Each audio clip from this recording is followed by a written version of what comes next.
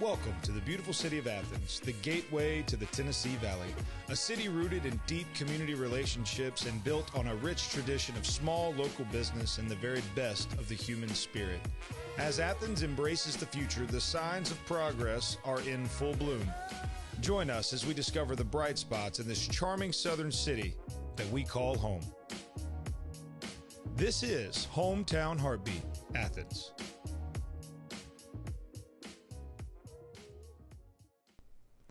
And what's going on, Alabama? Guys. How's everybody doing today? Sorry, we were just arguing before we came on the air, and it How'd you surprised cut it us short? a bit. So what we were arguing about... No, I'm kidding. What's going on, everybody? Today is CoronaCast number fill in the blank 11, he says emphatically. Sorry we're a little bit late today. Connor is a good and responsible student and had some work he needed to complete before he came in. And I showed you guys Connor the other day. Connor is our producer, and Connor is a local high school student, goes to Athens, and is a superstar in this. I mean, he does a lot of our video editing and a lot of our digital media stuff, but when I told him about the live stream, like, he got real fired up, and this is really his passion. So all the quality improvements that you've seen over the last few weeks are all thanks to Connor Higgins. And so I just want to take a minute and, thank his parents, thank him. I mean, I realize what, everything's going on right now.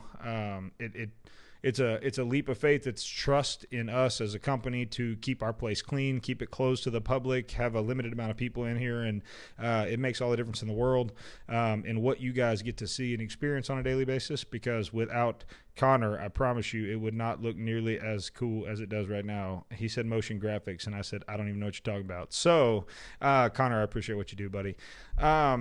Today, and we've got a camera that we're about to rig up and a mic so that we can, like, go to him like ESPN. You know, they go to the guy that is like a closet bettor. You don't watch any ESPN, I'm sure, but they go to this guy. He's like a closet sports bet junkie, and he makes picks anyways. We're gonna do that for them so I can put him on the spot from time to time. All right, coronavirus. We're going to hit this for like 2 seconds. We're both very tired of talking about it, as is the rest of the country. Oh, wait. No, they're not. Clickbait, right? And so at the end of the day, we will talk about this briefly. There's a couple articles out there that I think are really interesting. I think that, in Alabama, for instance, we had like 17 cases 5 days ago, and today we have 23 cases. That's 6 cases in 5 days and 7,659 tests.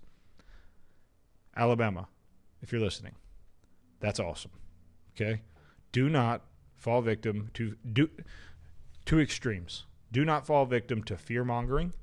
Do not fall victim to clickbait. Do not fall victim to fake news media, or so-called journalism, because journalism is dead. It doesn't exist. Everything is a tabloid, more or less, nowadays. So don't fall victim to that. But also, don't just run out and say, well, my life goes back to normal now. It shouldn't, and it can't. And so the measures that are in place to protect you, and we need to honor and follow those guidelines, because that's what's going to keep us safe, and that's what's going to keep us from flattening the curve and being responsible with this virus that has been unleashed on us from whatever origin it came from. How do you go about navigating? Let's say you read an article and you don't know if what it's saying is true. I think I try to go find like 3 more sources that say the same thing. What do you usually do to like try and make it so that it's fact? That's impossible to find a quote empirical fact. It's impossible. It's not something that's going to happen. But what I do is I have found I'm 33. The journalism's been dead for about 8 years. So from the time I was 33 minus 8 to 33, I've been vetting news sources and vetting, there are certain areas. Stay away from Fox News, stay away from CNN, stay away from anything that you probably can find on your TV, and find some independent journalism sites that are real and that are not afraid. Here's how you can tell. If they hate Trump, they're probably not honest. And if they love Trump, they're probably not honest, right? And that's a pretty good guideline. Is if they fall, I mean, I find myself in the category of wishing we had a better political candidate, we had a better political system, we had whatever, right? That's probably the realistic view for a lot of people. But the reality is, and we've talked about this 100 times, the system we have is the system we've got. And in order to make a difference, you've got to make an impact in the system that you've been given. And so I try to find a place that finds themselves complementing both sides, complimenting those who deserve it and chastising those who deserve it. And if you're not willing to get on a Donald Trump or a Hillary Clinton, but you are willing to get on the opposition for the exact same thing, then you're inconsistent. Right. And so I just find consistency is my key. If I can find consistent reporting on issues, on whatever it is, fill in the blank, then that's where I try to go. And so with this stuff, I'm looking for scientific background. I'm looking for some peer review, that type of thing, because opinion doesn't matter when it comes to a virus. Right. Opinion is a lot of these articles you read very fine print at the top, and it says opinion or editorial or op-ed or whatever. And I'm it's like, ridiculous. Wait, I thought this was someone that worked there, but it's not. Justin Morrison joining. What's up, bird? That's my bird call. Speaking of birds, there's a window that you can't see. I'm going bird hunting tomorrow, and Molly is not loving it. But new Tiger King over here. Yeah, here we go with the Tiger King. PETA on my right. No, look. So look. The coronavirus is here. It's not going anywhere. It's not changing. I mean, it's the curve is flattening out. We've both read from both sides. If you can't tell, we don't agree on a lot of things, which is what makes us great, because we still respect and love one another and are able to walk out these doors and have a completely normal relationship. America, take notes. You don't have to hate somebody to disagree with them. That goes for everyone out there. So what'd you read? Oh, no, we both read it. We talked about it in the car today. It appears, if you follow the modeling, which, again, the peak. Right. And so, the weatherman runs off modeling, and we know he's accurate 8% of the time. Yeah. So you would take this with a grain of salt, but all the modeling that I'm reading about shows the peak in the April 15th time frame. Yeah. And that's from your side, my side, our side, whatever. And so if that's the case, it would appear like the original 15 days was probably closer than to the new extended deadline of the 30th. If we extend to the 30th, I'm afraid there are irreparable economic consequences that we will not recover from. Well, if all these people have the coronavirus on April 15th, then they might take for 2 weeks to recover, or 2 weeks before they're not contagious. I think that's why they've extended till April 30th. I'm trying to understand the logic. Okay, me too. Because, and look, we've said it 100 times on the show. We'll say it 100 more times. Mm-hmm. Like, the decision our leaders are making, whether you agree with them or not, they're decisions I don't envy having to make. And so what they're essentially deciding between, if you want to call it what it is, they're deciding between what are acceptable losses of life versus acceptable economic and lifestyle losses. That's the weight. And people are saying, well, that's a life versus a money. No. We've already demonstrated. We've shown you, and I can point you to 100 different places that will demonstrate the amount of life that could be. I said could be lost with the economic downturn that could come. Right. So there's a lot of could or maybes or conditional statements. In the same way, every statement made about the virus right now is also could, conditional, maybe, if. We don't know enough about either. Yeah. What we do know is we know our economy. We know the cycle. We know what depression looks like. We know what recession looks like. And so at the end of the day, that's the decision. If you want me to let you in on a secret, don't tell anybody where you heard it. Behind closed doors in Washington, the decisions being made right now have everything to do with what's an acceptable amount of human loss for X or Y or Z. It's the same argument and conversation that happens when we take our troops. I served in our nation's military, and they played with my life in the same way they're playing with the 65-year-old life. And so I'm not. This is not something I'm immune to. It's not something I'm insensitive to by any stretch. Don't hear that. That's not what I'm saying. But the decisions being made right now are very difficult, and I don't envy having to make them. And so at the end of the day, if we peak on the 15th, Molly, we will see the economy come back prior to the president's. If we peak on the 15th, if on the 16th, 17th, 18th, 19th, 20th, there's a 5-day span there. So I gave a big wide berth. If we see the numbers start to come back down, you're going to see the president change the date. No, my question is, I feel like we're almost just biding our time for maybe a cure or a good treatment, because when we go back to work, all these people are going to now get sick. So we're going to go through this whole thing again. I'm kind here's of what I've been reading. Trying to understand the logic. Here's what I've been reading.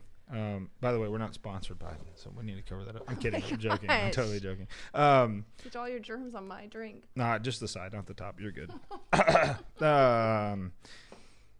Whatever it is, it's either now or later, right? If the virus has a gestation period, they think it has, and it can last for 80 billion days on surfaces or whatever. They said the Princess cruise ship's going to have coronavirus till 2025. I'm kidding. But it is a disease. It lasts a long time. Mm-hmm. Whatever. Like, if we could all shelter in place, we can all whatever. If we start the economy back up and we've just isolated for a period but not killed it, then when we come back out, it's going to – the same thing's – No, but that's exactly what situation we're in. Right. Okay, so here's my question. The other option is 18 months. That's all it's going to take for a vaccine to be produced, approved, mass manufactured. Are you willing to watch everything that's been built over the last however many years since 1876, or I don't know my history very well, but whatever year we formed this country, disappear? Because in 18 months, the country will no longer – the country that you grew up in, you were born into, will no longer exist. Yeah, I'm not arguing for that or against I know, but that's what I'm saying is the logic. All these waves of sickness going back into it goes back to the herd immunity. It goes back to the concept of herd immunity, which is how the flu operates. It's how there's a bunch of viral infections or whatever that operate with this herd immunity concept. And so, again, I'm not sitting here claiming to know what I'm talking about, but I am sitting here telling you that these are the decisions. They won't say it because it's not a sexy soundbite, and since nobody listens to what I say, I'll say what is really, what's really going on. The reality is the conversations that are being had. We're at war. What's the acceptable loss of life? Yeah, we're starting to sound like a broken record. I feel like we've hashed this out so many times. The nation sounds like a broken record. I know. And there's nothing we can do about it. And so, I mean, this is why journalism died, by the way, because what do you talk about when you talk about the same thing every day? Well, you start to make stuff up. Look, okay, Molly has some questions. Yes, I have all these. So, just to give this a little background, Molly is very bright, very smart, her and her husband, they practice conservative money management. They love investing. They were talking about stocks. They were talking about all kinds of things that maybe they would take. And they're what I would call the do-it-yourself investor. They are, it's not like they have some money manager, wealth manager that's dictating, showing, telling how to do it, which is, I've done both. I have a wealth management guy, whatever. So Molly ends up coming with a ton of questions about real estate investing because that's my expertise. And so what we're going to start to do is Molly's just going to throw questions. Connor's going to get put on the spot. He's going to type these jokers in, throw them on the thing. And so as Molly asks them, there will be a question or a picture or whatever that pops up, and then it's going to be like what I was going to say, Russian roulette, but that's not what I meant to say. What's it called? Pictionary. You just got to, she's going to draw something and I'm going to answer. Well, I would imagine with real investment if stuff. I want to remodel my house and I come to you, I'm going to come to you with a similar mindset that I have now with no prior experience in remodeling. So and I'm going to say, give me your money. So I'm going to be like, can I do this thing? And then you're going to be tell me it's a dumb idea or it's a good idea. I want to give you an example. The room we're in right now is an exterior room. Both walls are exterior walls that we're looking at. We've got an interior wall to my right, Molly's right. She said, what if I want to take this wall out and put glass in? Yeah, just glass walls. And I said, like give Auburn me High School. $1 billion. So some things are worth it, some things are not. And so we're going to address these because they're probably, look, again, we'll say it again. You're sitting at home. You're looking at the same walls every day. Change your house. You want to change it. You're tired of it. You know what I'm noticing about my hardwood at my house? It's starting to, I don't know if there's moisture. You can refinish for about 2 1/4 a foot. No, but it's starting to get hilly, one of my boards is protruded up. Protruded. It's it's like I'm going on a speed bump on my way to the bed. Oh my gosh, your descriptions are exceptional. But why? Why do you think that happens? There's 100 reasons why that happens. How would I know? Wood expands with moisture, with temperature. It expands and contracts. And it just buckles like that? No, not wood we install. I'll put it that way. there's 100 reasons. We would have to look. Is it on a slab? Is it on a crawl space? Is it? There's 100. Then that's why this segment's going to be fun. So Connor, okay, hit us with the first picture. Any of them is fine. All right, so this one I really liked. See, this is coming at you from my Pinterest page. I really like this shower. I really like indoor plants, so I want to be able to eventually put some plants in my shower. Is this a serious question? So you need to put a window above your shower. That's not a window, just to be clear. It's a screen, like, it's what not a window. Do you call that? It's a light. It's a light. It's a frosted glass panel with a light behind it and a rain shower head. But if I just had like a room like this, could I? Yes. But would you have to cut out the ceiling? All right, let me show you something. So, all right, the picture that you were just looking at, it is, you see where the shower was 8 inches below the ceiling height. Okay, so you see the ceiling is sheetrock, and then it hits the wood, or that's actually tile, ceramic tile. It jumps down. They built a box. Okay, they installed the rain shower head in that box with a light that makes it look like a window. Makes it look like a window. So could I put a window though? No. Yeah. I mean, no. Why? Because your shower, the top of your shower is not an exterior ceiling. It's not the ceiling. If it's a one-story house. You've got an airspace in your attic. Like there's an attic. You can't do that. Like I guess you could if you had $1 million that you wanted to spend on a shower with a window so you could grow your potted plants in the shower, which is disgusting. Then yes, you could do that. So you have to punch through your ceiling and then punch through the roof. Yeah, no, yes. The answer is yes. We'll do it. Pull out your checkbook, and we will absolutely do it. Okay, put the next picture up. Let me get another crazy idea. This is going to be fantastic. Okay, so, I'm so excited right now. So I have some.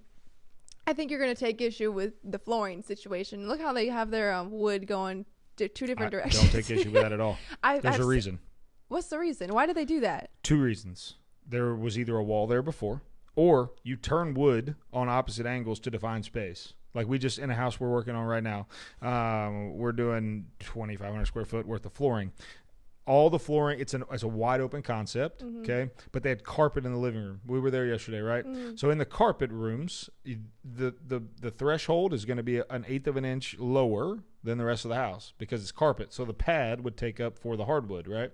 So to not have to put plywood in to raise the level up, what you do is you turn the different, like you define space by turning the wood.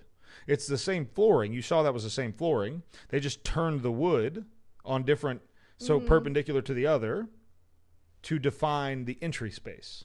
I don't take issue with it at all. I think it's fantastic. Connor, put it back up there. I want to point something else out. There's 2 more things I want to point out. Okay, so my question, I guess in my mind, it makes sense for that area on the far right for it to be for shoes or something. I don't know. Maybe it's like its own space. Well, it looks like there was probably a wall there, and so you walked into it. Yes, to a small entryway. Okay, and bicycle. Bye. Okay, my next question. To ride my bicycle. You're gonna think this is a dumb. No, put it back up there. Oh, put it back up. This is gonna be another crazy question. So let's say I had this really old 1970s door that I didn't like, and it was not an archway like this. And you want an archway. Now I want an archway door. Can I change the shape of my door? There is nothing I'm going to say no to if your checkbook is big enough. So it's how much more expensive? I mean, obviously it's more expensive than just putting a new door in, but is that... all right, so think about it. You're building a curve with a straight object. Wood is straight and rigid. But what if you just pulled out the door and then made, rounded edges and then got a bigger door, made the opening even bigger and then put a bigger door there? Is it rounded at the top? Yeah. I will go back to where I just was. You're trying to round a stiff, rigid object. It's going to be more expensive. No, but it's possible. It's possible. Let me go ahead and answer all the questions. Yes, we'll do it. Okay, well, I just want to know. No, you don't want to know what it's going to cost you. Okay, next question. Oh, we're kind of blown out today, guys. Sorry about that. Right. We couldn't get the camera adjusted correctly. Here we go. This one I liked because it takes out the creepy basement vibe, and almost makes like a whole nother floor. So no, it actually is not. First of all, it's not the basement. So you couldn't do that with the basement? Yeah, absolutely could. But the basement is not like a whole nother floor. It's literally a whole nother floor. I know, that's what I'm saying. Yeah. But instead of there being a wall there and a door, could you just blast out the wall and the door and then have a second, a lower floor? Yes. That wouldn't be difficult. No. Okay. Cool. Yeah, no, I like that a lot. All right, my last picture, I think. I sent him 2 others, but we can stop. So. Now we got to eat up plenty. Oh. Hang on, Connor. I can Downloads. see. Uh-oh. And we have no monitor. And we have a monitor. Okay. So what I liked about this house was I'm imagining it being its own house, standalone without the porch it looks like a house. Green porch. It's fine, Connor. I can talk about those another day. If I just had a house without all the deck and without the sunroom and the rooftop porch, can I easily install something like that? Like install a screen-in room with a roof that I can stand up on with a deck. Is that something reasonable to ask? Yes, that's not hard at all. It's not like the door example where I'm... No, it's not like the door example. It's very different than the door example. And yes, that's very easy. So there's a lot essentially, going on there. because you just really tried to go in a real big circle to explain something that's real simple. So look at it this way: there's no structure. You got a flat piece of something, and you want to put 4 walls, a roof, and a screen. Yes, it's easy. So look, here's the answer to all your questions. There is literally nothing that you want out there that is not doable. It's all doable. It's just a matter of, is it worth doing? Is it too expensive? Is it more? The reality is, and I tell people this all the time, and if you're listening right now, I need you to hear this. There's nothing we can't do, or anyone can't do with your home. The question you have to ask yourself, and this is something that you and your husband need to wrap your minds around as homeowners. Everybody, myself and my wife the same way. We did not look at our first house this way. Okay. And this is a life lesson. Like, your home is your single. When I was a real estate agent, I told people this all the time, and it typically made women mad, and husbands were then mad because their women were mad. Your home is the single largest investment you're ever going to make in your entire life. Unless you're independently wealthy and you've got hundreds of thousands of dollars to throw into the stock market or private equities or whatever, your house is the largest single investment you're ever going to make in your life. Yet you don't treat it like an investment. If you bought $150,000 worth of stocks, you would treat it differently than you do your house. When you pick designs, when you pick you pick things that you like for whatever reason, nothing wrong with that, but you need to pick everything, choose everything with the thought in mind that at some point I got to sell this thing. And that's where people get in trouble, is they will spend more money on a renovation or whatever than their house is worth, or then they can recoup, and then they want to sell it. And let's just use round numbers. You pay $100,000 for a house and you put $50,000 in it, and it's only worth $125,000. You're upside down $25,000. But you got $50,000 worth of renovations you wanted, but you can't sell it. So what good did it do you? Right? And that's how you... Joy. Well, yeah, as long as you don't like money, or, I mean, in your case, maybe you have too much of it. I don't know. But most people, her nickname around here is Silver Spoon. So I'm kidding. It's not. But no, it's one of those questions like, your home is your investment. It's the biggest investment you own. And so treat it that way. It's not a car. It's not a dirt bike. It's not a motorcycle. It's not a pool. By the way, terrible investment. But really? Yeah, typically. I mean, because you're going to spend more on a pool than you'll get back when you sell it. But that is one of those quality of life things that makes a lot of difference to a lot of people. For the right buyer, a pool's worth paying whatever the price is. The question is, can you get the appraisal? Here's what happens. So I don't know if you know how the process works. So when you go to buy a house, I mean, you bought one, but like from my perspective, I'm going to buy... This right here is my house, okay? And this house I can pick it up for $50,000. And I can say, okay, it's 1,500 square feet. At $100 a square feet, it's worth $150,000. I have $100,000 worth of room in this house to invest. So if I invest 50, I make 50. If I invest 60, I make 40, so on and so forth, right? Okay. Your house is exactly the same way, except the difference is you probably paid $95, $100 a foot for it, and now you want to go in and invest it, and renovate it. You have to be able to get the appraisal value up above the amount you paid versus the amount plus the amount you invested to ever get a return on investment. So if I told you to give me $25,000, I give you $15,000 back, would you write me a check? No. That's what people do when they make these renovations. And they don't understand it that way because they see it as, well, joy, yay. Yeah. How do you know which... I guess you call a professional is what you do. I mean, or you just decide, like, here's the thing. If you're going to live in a house for 5+ years, do what you need to do. If you're going to live in a house for 5 or less years, don't do what you need to do. Do what you're supposed to do. That's typically the life cycle for a loan. Like, if you're a traditional person, you put 3 to 5%, maybe 10% down on a house. You got to live in it 5 years to be able to get your money back. So the typical life cycle is 5 years. Yeah, because I've been thinking about putting a fence around my gardens to keep the rabbits out. A fence is not going to be a bad investment. My neighbor was like, well, how do you know how long y'all are going to live there? What if, Your neighbor seems very wise.